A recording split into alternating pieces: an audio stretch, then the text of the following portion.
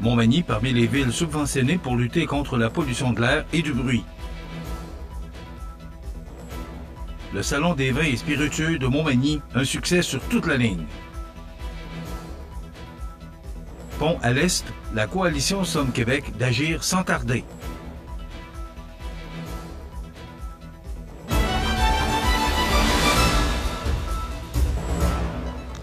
Vendredi 16 mai 2025. Bonjour mesdames et messieurs et bienvenue à votre bulletin d'information sur le réseau de télévision CEMA TV. Bonne nouvelle pour la qualité de vie des citoyens de Montmagny alors que la municipalité figure parmi les bénéficiaires du programme de réduction de la pollution atmosphérique et sonore, une initiative soutenue par le ministère de l'Environnement, de la lutte au changement climatique, de la faune et des parcs, en partenariat avec le Fonds d'action québécois pour le développement durable, le Fonds d'action québécois pour le développement durable, oui, le FAQDD. Ce programme, doté d'un budget global de 8 065 000 $ sur 2 ans, vise à améliorer concrètement la qualité de l'air et de l'environnement sonore au Québec. Dans le cadre du tout premier appel de projet du volet 1, ce sont 6 municipalités et une entreprise qui se partageront un montant total de 1 289 830 $. Montmagny fait donc partie des villes sélectionnées aux côtés de Belleuil, Candiac, Saint-Hyacinthe et Saint-Jean-sur-Richelieu, cette dernière voyant 2 de ses projets retenus. L'entreprise Potager Terrien dans la MRC de Lotbinière complète la liste. Le volet 1 du programme cible spécifiquement le remplacement d'équipements existants par des modèles plus performants, moins polluants ou plus silencieux. Il s'adresse aux entreprises, aux organismes municipaux ainsi qu'aux communautés autochtones du Québec. L'appel de projet tenu entre octobre et décembre 2024 a suscité l'intérêt d'une vingtaine d'organisations à travers la province. Selon le directeur général du Fonds d'action québécois pour le développement durable, Nicolas Girard, ce programme s'inscrit dans une vision à long terme qui place la santé et le bien-être des citoyens au cœur des priorités environnementales. Il souligne que le Fonds d'action québécois pour le développement durable, fort de ses 25 ans d'expérience en gestion de fonds environnementaux, est déjà au travail pour lancer les prochaines phases du programme. Par ailleurs, le volet 2 du programme est en développement. Celui-ci appuiera des projets visant directement la réduction du bruit ou des contaminants atmosphériques ou encore des initiatives encourageant des comportements éco-responsables. Enfin, un second appel de projet pour le volet 1 est également prévu. Le Fonds d'action québécois pour le développement durable invite d'ailleurs les municipalités, entreprises et communautés intéressés à suivre les mises à jour sur son site Web ainsi que sur ses réseaux sociaux. Pour Montmagny, cette subvention représente une belle occasion d'investir dans des infrastructures plus durables au bénéfice direct de ses citoyens. Une soirée haute en saveur attendait les convives du très attendu Salon des vins et spiritueux de Montmagny qui se tenait jeudi soir, 15 mai, à l'espace citoyen de Montmagny. Plus de 14 exposants passionnés étaient prêts à faire découvrir leurs meilleurs produits dans une ambiance chaleureuse et conviviale. Mario Lacombe était sur place et voici son reportage. Jeudi soir, l'espace citoyen se tenait la première édition du Salon des vins au profit de la Maison des jeunes. Jessie Croteau, président du conseil d'administration de la Maison des jeunes de Montmagny. Bon, effectivement, c'est la première édition du Salon des vins et des spiritueux de Montmagny. C'est le conseil d'administration qui organise cet événement-là pour la première fois à Montmagny. Et tous les fonds sont remis à la Maison des jeunes, pour les activités durant l'année. Donc, effectivement, c'est la première édition. Donc, on est tous fébriles. C'est une première expérience.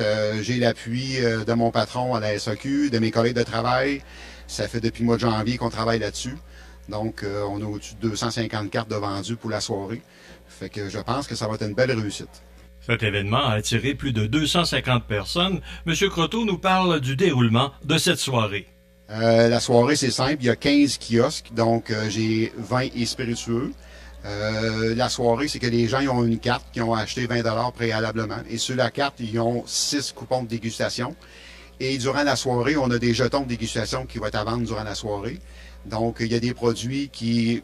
C'est sûr que c'est des dégustations, c'est pas un party, là. Donc, les gens dégustent des produits. Il y a des produits, c'est 1 jeton, 2 jetons. Il y en a que c'est 3 jetons maximum.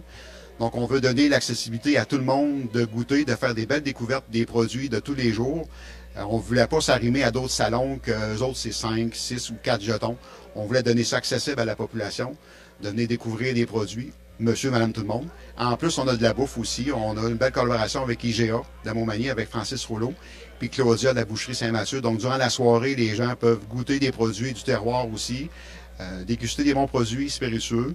L'objectif principal de cette soirée du Salon des vins est d'amasser des fonds pour venir en aide à la Maison des jeunes de Montmagny. À nouveau, M. Croteau.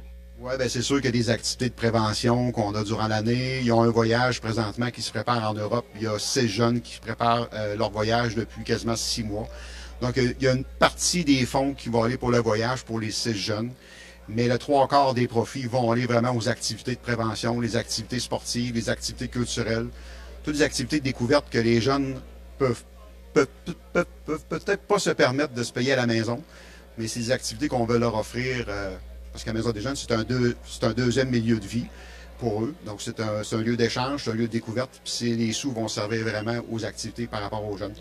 Cette activité de financement en est une parmi plusieurs autres qui aident au financement de la Maison des jeunes. Les micro-financements durant l'année, on a des ventes de toutes sortes de choses. Parce qu'on a, exemple, au Parc Saint-Nicolas, le 24 juin, en collaboration avec la ville de Montmagny, on va participer à la journée dans Saint-Jean-Baptiste le 24 juin. Donc, il y a des stands, il va y avoir un stand à hot dog et de breuvage chez nous qui vont s'en occuper aussi. Ça fait plusieurs années qu'on fait ça avec la ville. Il y a des micro-financements durant la saison. Il y a des ventes de bas, il y a des ventes de pots maçons, de biscuits. Est-ce qu'il y a des choses, des recettes que les jeunes font? On a vendu de la sauce barbecue l'année passée dans des...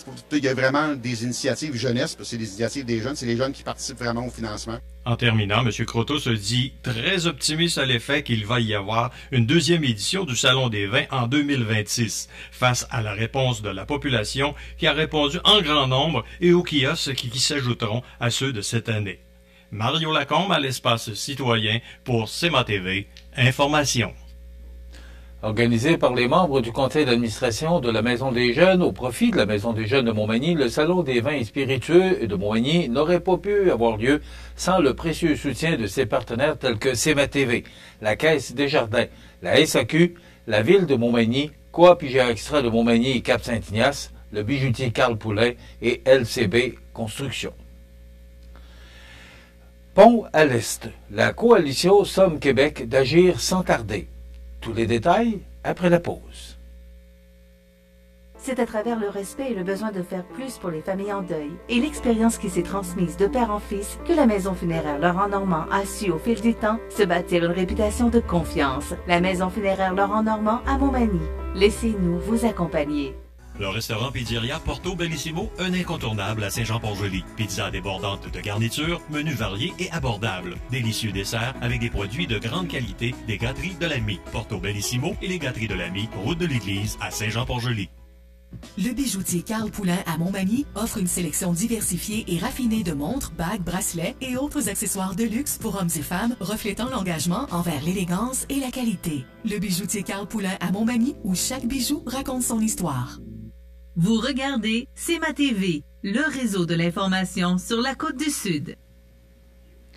La pression monte sur le gouvernement Legault alors que la coalition de l'Est réclame des actions concrètes pour la construction d'un nouveau pont dans le corridor situé à l'est des centres-villes de Québec et de Lévis. Pour les membres de cette coalition, l'heure n'est plus aux études, mais aux décisions.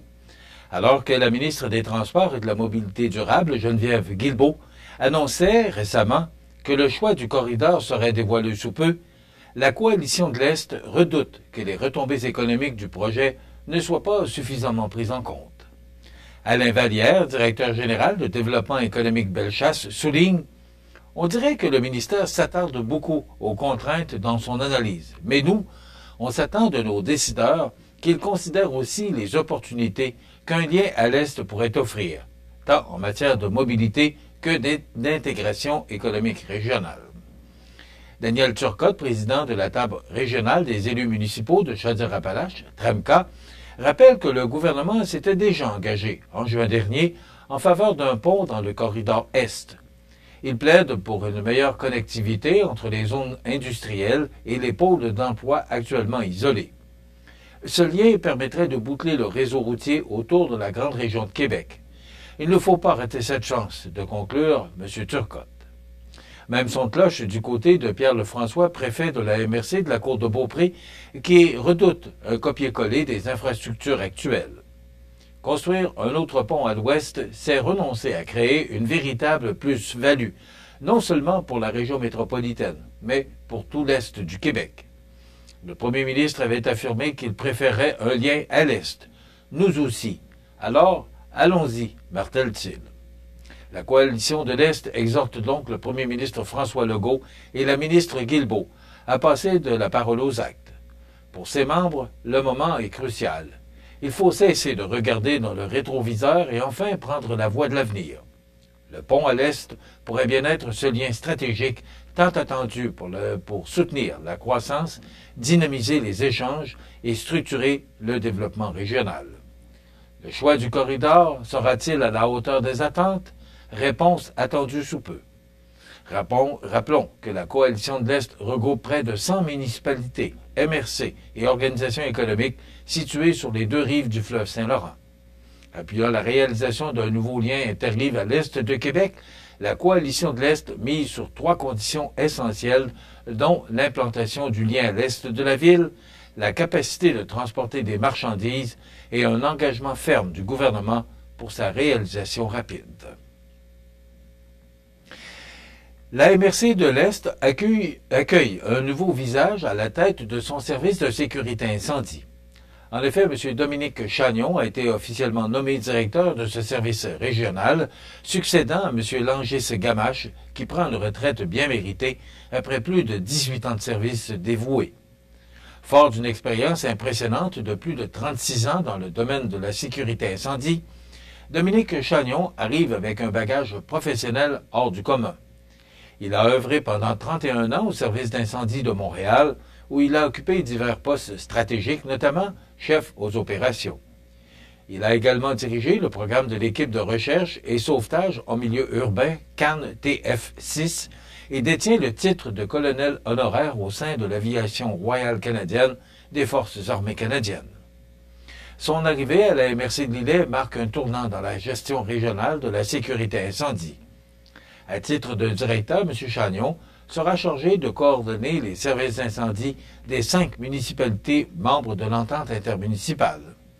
Il supervisera aussi la formation des pompiers, l'organisation des opérations de prévention et d'intervention, l'entretien des équipements, ainsi que le respect rigoureux du schéma de couverture de risque. Pour le préfet de la MRC de Lillet, Normand Caron, cette nomination représente une avancée majeure. Nous sommes très heureux d'accueillir M. Chagnon au sein de notre équipe. Son impressionnant parcours, son leadership mobilisateur et sa vision stratégique contribueront, sans aucun doute, à renforcer la sécurité et la protection des communautés de notre vaste territoire. La MRC en profite également pour saluer la contribution remarquable de M. Langis Gamache, dont la longue carrière a laissé une empreinte durable sur le service incendie. Son professionnalisme et son dévouement ont grandement contribué à la sécurité des citoyens de la région. Avec cette nouvelle direction, la MRC de Lillet réaffirme son engagement envers la sécurité de ses citoyens et s'assure de continuer à offrir un service incendie à la hauteur des besoins d'aujourd'hui et de demain.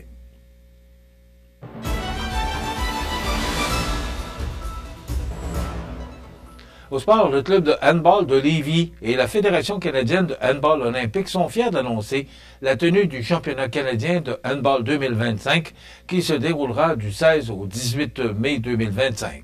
Cet événement prestigieux réunira 14 des meilleures équipes de handball du pays et mettra en lumière le talent exceptionnel de 3 équipes d'athlètes lévisiens. Les matchs auront lieu dans 2 arénas de la région, soit l'aréna de BSR, Saint-Nicolas, et l'aréna de Saint-Henri à Lévis. Organisé conjointement par le club de handball de Lévis et la Fédération canadienne de handball olympique, ce championnat promet d'être une vitrine spectaculaire pour le handball, offrant aux visiteurs l'occasion de découvrir ce sport dynamique et de célébrer le talent local. Les amateurs de sport sont invités à venir assister à cette compétition excitante et à encourager les équipes participantes et du même coup découvrir le handball tout en soutenant des athlètes locaux. Le début de saison de la Ligue senior de baseball débute ce soir, vendredi 16 mai à 20h au parc Marcel Desjardins, alors que le mieux Pro Mutuel affrontera le Polycar de Charlesbourg. Pour le match de dimanche, le 18 mai, prévu au terrain du Berger contre les Patriotes, ce sera finalement présenté au parc Marcel Desjardins à Montmagny dès 16h. Une fin de semaine complète de baseball à Montmagny pour bien débuter la saison 2025, si la température le permet, bien sûr. En terminant, dans les matchs disputés hier soir dans la Ligue nationale de hockey, les Hurricanes de la Caroline passent à l'étape suivante des séries, ayant éliminé les Capitals de Washington 3-1 et remportant la série 4-1. Du côté des Jets de Winnipeg, ils ont blanchi Dallas au compte de 4-0 et tirent maintenant de l'arrière 3-2 dans la série quart de finale. Ce soir, Toronto, qui fait face à l'élimination, affronte les Panthers en Floride à 20h. Voilà ce qui complète votre bulletin d'actualité de ce vendredi 16 mai. Dans un moment, les prévisions de la météo. C'est tout pour l'instant. Bonne journée et bon début de week-end. Pour joindre la salle de nouvelles de CMA-TV, nouvelles au pluriel @cmatv.ca ou encore 88 241 13 13 poste 226. La météo, une présentation du restaurant à la Rive, un incontournable à Montmagny. Le restaurant à la Rive, un incontournable à Montmagny. C'est la place pour déguster un délicieux repas dans notre magnifique salle à manger ou sur le pouce à notre casse-croûte. Rue Saint-Louis ou par livraison, le restaurant à la Rive ou restaurantalarive.com.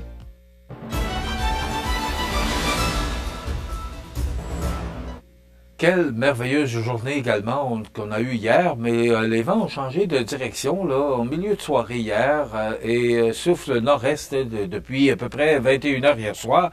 Ça a changé considérablement les températures. On a connu 2 belles journées chaudes et même, je vous dirais que mercredi, là, on a fracassé des records dans notre région. Et là, ben voilà, le tableau que vous voyez, ben, c'est ce qui s'annonce pour cette belle fin de semaine de congé de 3 jours. Je vous rappelle que lundi, on est en congé, on sera de retour mardi.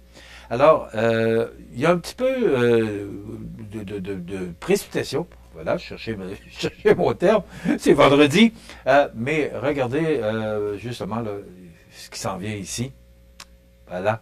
C'est un important système là, qui va nous atteindre jusqu'à lundi, même jusqu'à mardi. Alors, on vous donne en détail là, des prévisions pour les prochains jours. D'abord, pour aujourd'hui, c'est du temps généralement nuageux, avec 40% de probabilité d'averse, des vents du nord-est de 20 km avec des rafales à 40, qui sont bien présents, maximum frais et sous les normales de saison, avec 12 degrés. Ce soir et la nuit prochaine, averse, nappe de brouillard se formant au cours de la nuit. On parle de 10 à 20 mm de précipitation, des vents du nord-est de 20 km avec des rafales à 40, minimum de 7 pour la nuit prochaine. Demain samedi, averse qui cesse en mi-journée, nuageux par la suite avec 40% de probabilité d'averse, nappe de brouillard se dissipant le matin, maximum de 15. Pour dimanche, de la pluie, maximum de 12. Et pour lundi, pour faire changement, de la pluie, ce sera encore plus frais avec 9 degrés. Pour mardi, pluie intermittente avec un maximum de 10. Le soleil pourrait revenir mercredi. Donc, c'est loin de nous. Les normales de saison, ce temps-ci de l'année, sont de 17 le jour, 4 la nuit. Le soleil s'est levé à 5h06 ce matin et se couchera à 20h12, heure avancée de l'Est. Il fait actuellement 12 degrés à l'extérieur des studios de CMA-TV. Les vents soufflent de direction nord-est à 15 km/h. L'humidité est à 67% et la pression barométrique est à 100,9 kPa. Donc, on pourrait recevoir, et on l'a vu sur l'image radar, on pourrait recevoir quelques gouttes de pluie aujourd'hui, mais ce qui est important de retenir, là, c'est les fortes précipitations au cours de la nuit. Du moins, c'est ce qu'Environnement Canada nous prédit. Et ça pourrait cesser en mi-journée demain, mais de la pluie pour le reste de la fin de semaine, le long congé de la fête des Patriotes. Maintenant, pour le menu de cette émission du 16 mai, dans un moment, on vous propose la chronique Parlons Santé avec le pharmacien Daniel Lachance. Et on sera à Thetford Mines aujourd'hui, rencontrer les gens qui dirigent la télé régionale de ce beau coin de pays. Bien sûr, on va parler d'actualité, parce qu'il y a beaucoup de choses à jaser dans l'actualité, particulièrement dans notre région. Je vous rappelle, j'ai voulu le mentionner durant le bulletin de nouvelles, je l'ai oublié. La rue Saint-Jean-Baptiste, à 7 heures ce matin, était encore fermée à la circulation et je voyais que le pavage n'était pas encore installé. Donc, si vous devez vous rendre dans cette région, il y a des différents chemins qu'on peut utiliser. Il y a des enseignes identifiées pour le détour. Donc, la rue Saint-Jean-Baptiste qui pourrait être encore fermée quelques heures aujourd'hui pour les gens de Montmagny.